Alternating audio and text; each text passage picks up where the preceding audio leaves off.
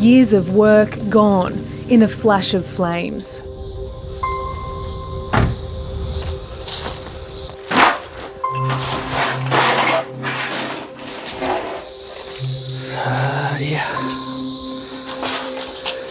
Don't salvage anything out of this.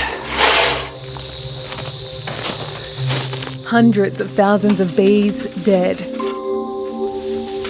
There's so much work just going up in flames. If there's an average of 50 or 60,000 bees per hive, it's a lot of bees that just went up in flames here.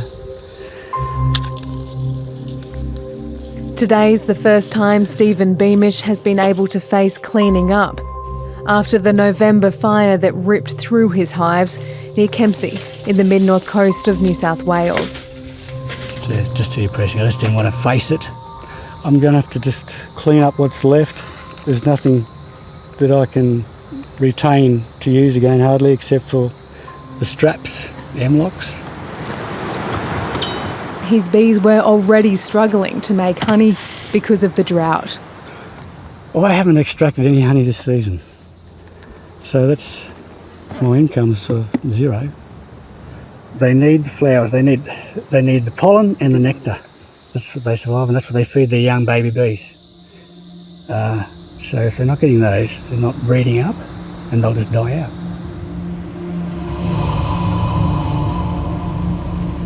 The bee industry estimates about 10,000 hives have been destroyed, and many more have been damaged across the country. Another fire near Grafton burned 500 of Stephen Fuller's hives. It's very disheartening. The distressing calls from the animals straight up was very unnerving. Noises I have never ever heard in the bush, and I've been in the bush for over 40 years. Stephen still has about 1,000 hives, but the charred bushland means there's no food for his remaining bees. We've lost about 90 to 95% of our floral resources in the forests. It leaves us with our area that we cover, only approximately 5% left that we can go. And that's really hard because the floral resources are very, very limited. Since then, he's had to constantly keep moving his hives to get them out of danger, which is stressful for both Stephen and his bees. They're my babies. That's the worst part of it. I'm very passionate about my bees. When some of our bees are being moved 3 to 4 times in 1 week, we're losing bees not to fire now, to actually moving them to save them. Stephen estimates the fires have cost him more than $2 million. Add to that the impact of the drought, and his honey production is down by 90%. The whole lot have got to go. And the fire season still has a long way to go. I don't know what it'll mean. It's going to be a long road then. It's going to be a long road. We've got to go maybe interstate, maybe further west. The costs are going to be astronomical. Some North Coast beekeepers had planned to take their hives south, but fires in the snowy mountains and on the south coast ruled that out.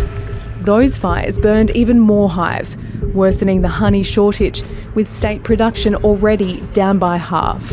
Well, it's going to have a huge impact on honey production. I can't see any honey being produced here locally now. In the short term, the industry says that means beekeepers will be paid more for their honey. That's no good to me. I haven't got any honey to sell, and I won't have any until at least New Year, if I'm lucky. With the shortage expected to last for months, major supermarket chains Coles and Woolworths have told 7:30 the shelf price of some Australian honey has already increased. And that's just the start. The loss of bees could even affect the pollination of staple fruit and vegetables. Almonds are an example of a highly dependent crop, and here at this farm, raspberries and blueberries depend on honeybees and stingless bees to transfer pollen to get good fruit set. Each flower needs several visits by a pollinator, so if we have fewer pollinators, then it could compromise the quality and quantity of fruit.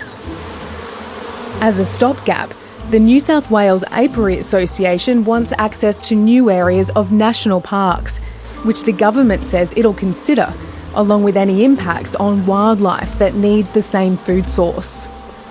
Longer term, we need to think about floral resources and planting more trees in the landscape, planting more shrubs, herbs, and that's something that I think, we need to have policies with government help. For now, though, the focus is on just getting through the summer. It's not a good outlook. Not a good outlook at all. We really need rain. That's the only thing that's going to save a lot of things.